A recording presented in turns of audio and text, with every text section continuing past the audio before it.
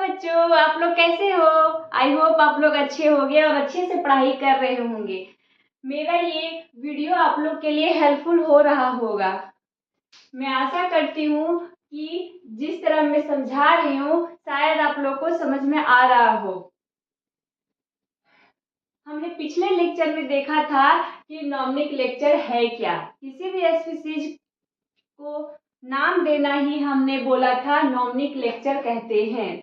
हम किसी स्पीशीज का खोज किए, डिस्कवर किए या फिर हमें मिला या फिर हम पहली बार किसी स्पीशीज को देखा तो हम उनका पहले क्या करेंगे। टैक्सोनॉमी में कुछ स्टेप दिए हुए हैं जिनके बेसिस पे हम स्पीशीज को एक करेक्ट कैटेगरी में रखेंगे, करेक्ट ग्रुप में रखेंगे। उनका ग्रुप करेक्ट तरीके से अच्छे तरीके से किया जाएगा। तो उसमें से एक आया था कैरेक्टराइजेशन। पहले हम उस स्पीशीज का कैरेक्टर को देखेंगे, उसका लिस्ट बनाएंगे। उसके बाद आया था आइडेंटिफिकेशन। आइडेंटिफिकेशन का मतलब ये था, पहला आया था कैरेक्टर, एक मिनट फिर से बताती हूँ। पहला था क्या? कैरेक्टराइजेशन। कैरेक्टराइजेशन। दूसरा था आइडेंटिफिकेशन।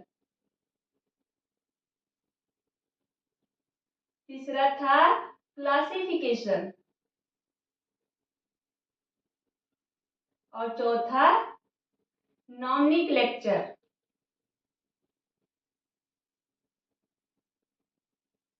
नॉमिनक्लेचर था।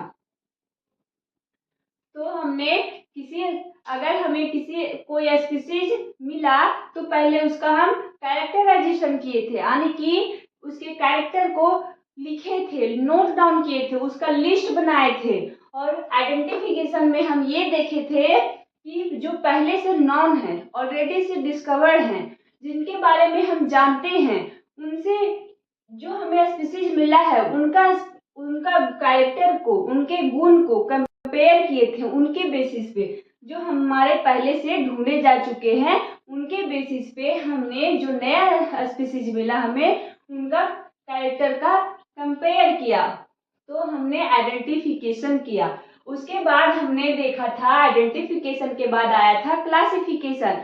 जो हमने आइडेंटिफाई किया कि हाँ ये इस ग्रुप के कैरेक्टर, जो स्पीशीज इस स्पीशीज से उनका कैरेक्टर अधिक मैच करता है, तो हम उसमें क्या करेंगे, उसमें प्लेस कर देंगे, उसी में रखेंगे कि हम बोलेंगे कि जो स्पीशीज हमें मिला है वो इस स्पीशीज से बिलोंग करते हैं, इनसे इनका कैरेक्टर मिलता है।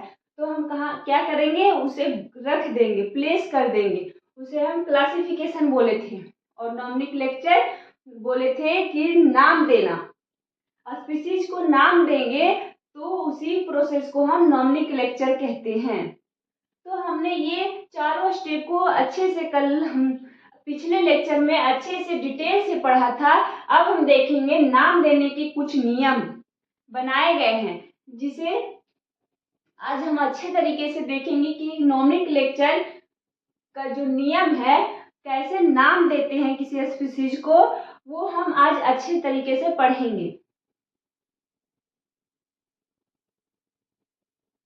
आइए आगे देखते हैं नॉमिनक्लेचर है क्या। नॉमिनक्लेचर के बारे में हमने कल देखा था कि नॉमिनक्लेचर है क्या। नॉमिनक्लेचर बायो में नॉमिनक्लेचर दो तरह से किया गया है, एक बाइनोमियल नॉमिनक्लेचर, एक trinomial nomenclature. Binomial nomenclature binomial nomenclature क्या है?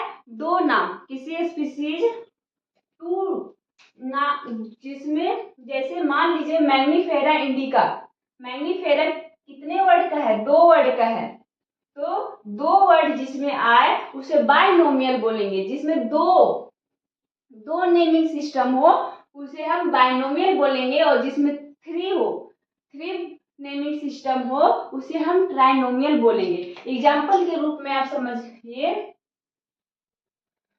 मान लीजिए किसी लड़की का नाम ले लेते हैं, मान लीजिए नेहा। नेहा, आप में से किसी का नेहा नाम हो तो आप नेहा लिखेंगे, या नेहा कुमारी लिख लीजिए,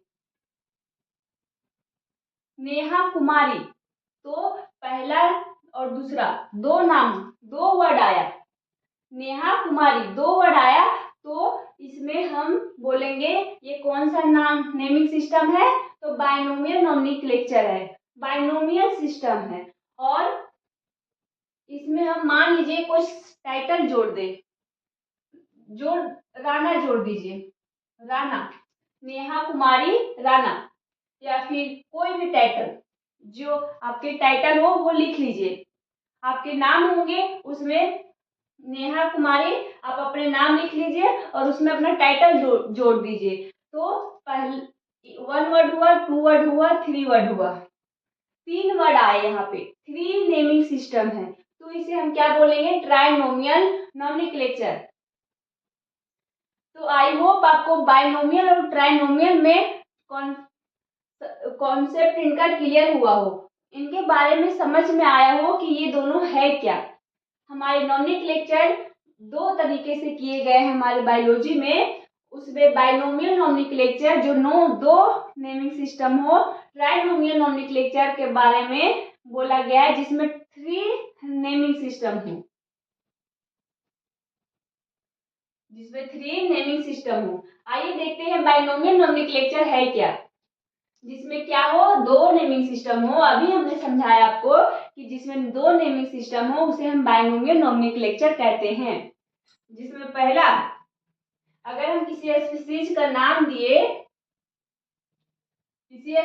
नाम दिए, तो जो पहला वर्ड आएगा, जैसे यहाँ पे एग्जांपल हम लिए थे नेहा कुमारी, नेहा कुमारी, हमने क्या एग्जांपल लिया था, नेहा कुमारी। तो जो फर्स्ट नेम होगा, जो ये फर्स्ट होगा और ये सेकेंड है, ये फर्स्ट है ये सेकेंड है, तो पहला नेम, जो पहला नाम होगा उसे हम जीनस कहेंगे। क्या कहेंगे, जीनस। पहला नेमिंग सिस्टम को क्या बोलेंगे, जीनस। और जो हमेशा कैपिटलाइज हो, जो पहला वर्ड हमेशा कैपिटल हो, अल्फाबेट का बड़ा रूप हो यहाँ पे। और सेकेंड नेमिंग सिस्टम में हमेशा जो सेकेंड नेमिंग सिस्टम है उसे हम स्पीशीज नेम कहेंगे। ये क्या हो गया, जीनस नेम हो गया पहला, और दूसरा क्या बोलेंगे, स्पीशीज नेम। और दूसरा जो है वो अल्फाबेट का लोअर केस होना चाहिए, छोटा रूप होना चाहिए, स्मॉल। जैसे मान लीजिए यहाँ पे एग्जांपल देखिए, मैंगो का हम लोगों ने साइंटिफिक नेम लिखा, तो यहाँ पे कैपिटल फॉर्म में होगा। जो पहला नेम है वो जीनस है, और दूसरा नाम क्या है, इंडिका, जो स्पीशीज के रूप में लिखा गया है। ये जीनस हुआ और दूसरा स्पीशीज है। और जो पहला वर्ड है वो कैपिटलाइज होगा, जिसका पहला वर्ड कैपिटल फॉर्म में होगा अल्फाबेट का, और जब स्पीशीज हम लिखेंगे तो स्मॉल में लिखेंगे, लोअर केसेस में लिखेंगे। बोथ नेम आर अंडरलाइन, दोनों नाम को हम अंडरलाइन करेंगे।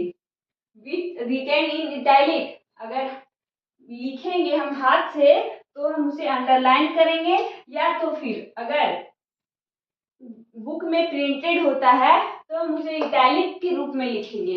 इटैलिक थोड़ा टेढ़ा होता है, ऐसे।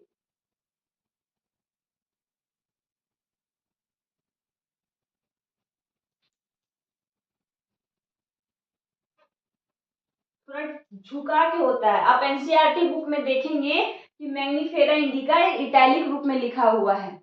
जब आप चैप्टर अच्छे से रीड करेंगे तब आप ध्यान से देखिएगा कि मैंगो का जो साइंटिफिक नेम है वो इटैलिक रूप में लिखा हुआ है। तो वही बोल रहा है कि जब हम दोनों नाम को लिखेंगे तब उसे अंडरलाइन करेंगे और वह इटैलिक रूप में होना चाहिए।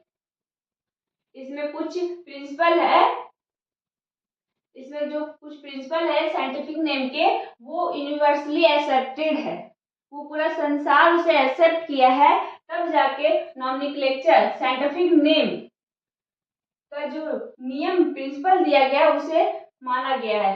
पूरा दुनिया मानती है इस रूल को। Each name has two component, प्रत्येक नाम में दो कंपोनेंट होगा, उसे हम बाइनोमियल नॉमेनक्लेचर कहेंगे। फर्स्ट जेनेरिक नेम, पहला क्या होगा जीनस नाम, और दूसरा क्या होगा स्पेसिफिक एपिथेट स्पीशीज नेम, दूसरा क्या होगा स्पीशीज नेम। अगर ये जैसे मान लीजिए मैग्नीफेरा अलग लिखे और इंडिका अलग लिखे तो हम इसे जीनस कह सकते हैं, लेकिन अलग से लिखेंगे, अलग से इंडिकेट करेंगे तो इसे स्पीशीज नहीं कहेंगे, स्पीशीज एपिथेट कहेंगे, स्पेसिफिक एपिथेट कहेंगे। अगर साथ में लिखा गया है तब हम बोल सकते हैं यह एक जीनस का नाम है। कैरोलस लिनियस यह एक साइंटिस्ट है जिसे फादर ऑफ टैक्सोनॉमी कहा गया है। जो बाइनोमियल नोमेनक्लेचर का जो कॉन्सेप्ट है वो कैरोलस लिनियस ने दिया था, इसी वजह से फादर ऑफ टैक्सोनॉमी इन्हें कहा जाता है, इन्हें माना जाता है। हमारे एनसीईआरटी बुक में मैंगो का साइंटिफिक नेम बताया गया है, उस वह क्या है मैंगो का scientific name Mangifera indica. Mangifera जो मैग्नीफेरा है वो रिप्रेजेंट क्या कर रहा है जीनस को, ये जीनस है। अभी मैंने बताया कि जो पहला नेम होगा वो जीनस होगा और सेकेंड नेम स्पीशीज होगा। तो पहला नाम क्या इंडिकेट कर रहा है जीनस का, और इंडिका जो है वो क्या इंडिकेट कर रहा है स्पीशीज को, या तो फिर स्पीशीज बोलिए या तो फिर स्पेसिफिक एपिथेट बोलिए। मैग्नीफेरा, अब आप लोग बिना बोर्ड देखे बोलिए कि मैग्नीफेरा को हम लोग किससे रिप्रेजेंट करते हैं, क्या बोलते हैं उसे, जो फर्स्ट लेटर है उसे हम क्या बोलेंगे जीनस बोलेंगे। मुझे आशा है कि आप लोग जवाब दे रहे होंगे, इसलिए मैं ही बता देती हूँ कि पहला लेटर है उसे हम जीनस बोलेंगे और दूसरा लेटर को क्या बोलेंगे स्पीशीज। तो मैग्नीफेरा इंडिका में ये जीनस हुआ और ये स्पीशीज हुआ। Other universal rule of nomenclature is follow. Nomenclature के लिए इसके अलावा जो रूल है वो अब आगे देखेंगे कि क्या क्या रूल है।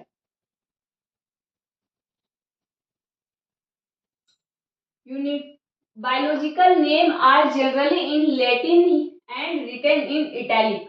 जो बायोलॉजिकल नेम देंगे, किसी स्पीशीज का जो नाम देंगे वो किस रूप में होना चाहिए लेटिन, कौन सा वर्ड लैंग्वेज में होना चाहिए, लेटिन वर्ड लैंग्वेज में होना चाहिए या वर्ड में होना चाहिए। और वो अगर लिखा हुआ है रिटन फॉर्म में है, प्रिंटेड फॉर्म में है तो वो किस में होना चाहिए इटैलिक में। जब भी हम लिखेंगे तो इटैलिक में लिखेंगे और वो लैंग्वेज कौन सी होना चाहिए लैटिन होना चाहिए। इटैलिक में लिखने से ये हमें पता चलेगा कि ये लैटिनाइज वर्ड है, इसका ओरिजिन कहाँ से हुआ है लैटिन वर्ड से हुआ है। द फर्स्ट वर्ड इन ये biological name represent the genus. जो पहला वर्ड है हमने क्या बताया कि जो पहला वर्ड है वो जीनस को रिप्रेजेंट करेगा और दूसरा स्पीशीज को रिप्रेजेंट करेगा। तो वही यहाँ पे भी वही वर्ड बोल रहा है कि द फर्स्ट वर्ड इन ये बायोलॉजिकल नेम, जो भी बायोलॉजिकल नाम देंगे हम उसका पहला वर्ड वो क्या रिप्रेजेंट करेगा जीनस को। वाइल द सेकेंड कंपोनेंट, जबकि दूसरा कंपोनेंट जो है वो क्या रिप्रेजेंट करेगा तो स्पेसिफिक एपिथेट को रिप्रेजेंट करेगा। और तीसरा नियम क्या बोलता है बोथ द वर्ड इन ये बायोलॉजिकल नेम, जो दोनों वर्ड है बायोलॉजिकल नेम के उसे हम अगर हैंड रिटन जब हम उसे हाथ से लिखेंगे तो उसे हम सेपरेटली अंडरलाइन करेंगे, सेपरेटली यानी अलग अलग, दोनों को अलग अलग अंडरलाइन करेंगे, अलग अलग अंडरलाइन करेंगे। जब मैं फिर से बताती हूँ, जो दोनों वर्ड हैं अगर हम उसे हाथ से लिखेंगे हैंड रिटन लिखेंगे तो उसे हम अलग अलग सेपरेटली अंडरलाइन करेंगे, अंडरलाइन। और प्रिंटेड इन इटैलिक, अगर हम प्रिंट करवा रहे हैं, मान लीजिए कंप्यूटर से प्रिंट करवाया या तो फिर बुक ही देख लीजिए, उसमें प्रिंटेड रहता है तो वो कौन से फॉर्म में लिखे हुए रहते हैं, इटैलिक फॉर्म में लिखे हुए रहते हैं। To indicate their Latin origin, जिससे हमें ये पता चलता है कि यह लैटिन शब्द से ओरिजिन हुआ है। अगर हम अंडरलाइन करते हैं तब भी पता चलता है कि वो लैटिन ओरिजिन है। अगर हम प्रिंटेड फॉर्म में लिखते हैं और उससे इटैलिक रूप में फॉर्म देते हैं तो भी हमें समझ में आ जाता है कि यह लैटिनाइज वर्ड है। The first word denoting the genus, जो पहला वर्ड है वो जीनस को रिप्रेजेंट कर रहा है। हम लोगों ने तो अभी तक यही देखा। जो start with a capital letter, जो स्टार्ट होगा कैपिटल लेटर से। जो हमारा फर्स्ट वर्ड है वो जीनस है और वो क्या से स्टार्ट होता है, कौन से लेटर से, कैपिटल लेटर से स्टार्ट होता है। और जो हमारा सेकेंड है उसे हम क्या बोलते हैं, स्पेसिफिक एपिथेट, जो किससे स्टार्ट होते हैं, हमारे स्मॉलर लेटर से। यहाँ पे मैंगो का ही मैंने एग्जांपल लिया, मैंगनीफेरा इंडिका। मान लीजिए अगर हम वुमेन का एग्जांपल ले,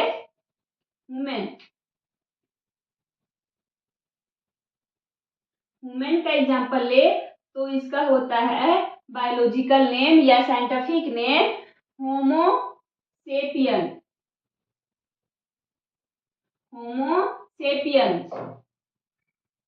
तो हमारा पहला क्या हुआ, जीनस, और दूसरा स्पेसिफिक एपिथेट। और दोनों को हम अंडरलाइन करते हैं जब हाथ से लिखते हैं। अगर ये प्रिंटेड फॉर्म में होता तो हम इसे इटैलिक वर्ड में लिखते, इटैलिक फॉर्म में लिखते। प्रिंटेड होता तो इटैलिक में, और अगर हैंड रिटन होगा तो उसे हम अंडरलाइन करेंगे। तो आई होप आपको ये नॉमेनक्लेचर के रूल समझ में आए। आगे हम देखेंगे कि बायनोमियल नॉमेनक्लेचर और भी स्पीशीज का कैसे करते हैं। जैसे मान लीजिए कि कोई स्पीशीज हमने ढूंढा, यहाँ पे बोल रहे हैं कि मैंगो का साइंटिफिक नेम मैंगनीफेरा इंडिका होता है, और हमने एक स्पीशीज ढूंढा और हमको नहीं पता कि आम का नाम मैंगनीफेरा इंडिका बायोलॉजिकल नेम है। और हमने एक स्पीशीज ढूंढा, मान लीजिए नीम ही मान लीजिए नीम, हमने नीम का स्पीशीज ढूंढा और उसका नाम हमने मैंगनीफेरा इंडिका रख दिया, मैंगनीफेरा इंडिका। इसका नाम भी हमने मैंगनीफेरा इंडिका रख दिया, तो क्या ये बायोलॉजिकल नेम, यानी कि जो ये नाम मैंने रखा क्या ये वैलिड होगा या नहीं, ये सब जो डिसाइड करता है वह इंटरनेशनल लेवल का होगा। ये थोड़ी, ये अगर हम ये नाम यूनिवर्सली जानेंगे, जब हम मैंगो का नाम यूनिवर्स लेवल में एक ही नाम देंगे उसे हम बायोलॉजिकल नॉमेनक्लेचर बोलते हैं। तो बायोलॉजिकल नेम पूरे संसार में एक होगा, ठीक है, एक होगा। तो हम ये कह सकते हैं कि इसके लिए जो ये नियम बनाया है वो भी इंटरनेशनल लेवल का होगा। ये थोड़ी कि इंडिया का लोग इसे हैंडल कर रहे होंगे, इंटरनेशनल लेवल का होगा। भले मेंबर हो सकते हैं लेकिन ये जो नाम देने का जो रूल नियम जो बनाएंगे वो इंटरनेशनल लेवल का होगा। तो प्लांट के लिए कौन है, एनिमल के लिए कौन है, वायरस के लिए कौन है, और फिर हम ट्राइनोमियल नॉमेनक्लेचर के बारे में भी आगे पढ़ेंगे।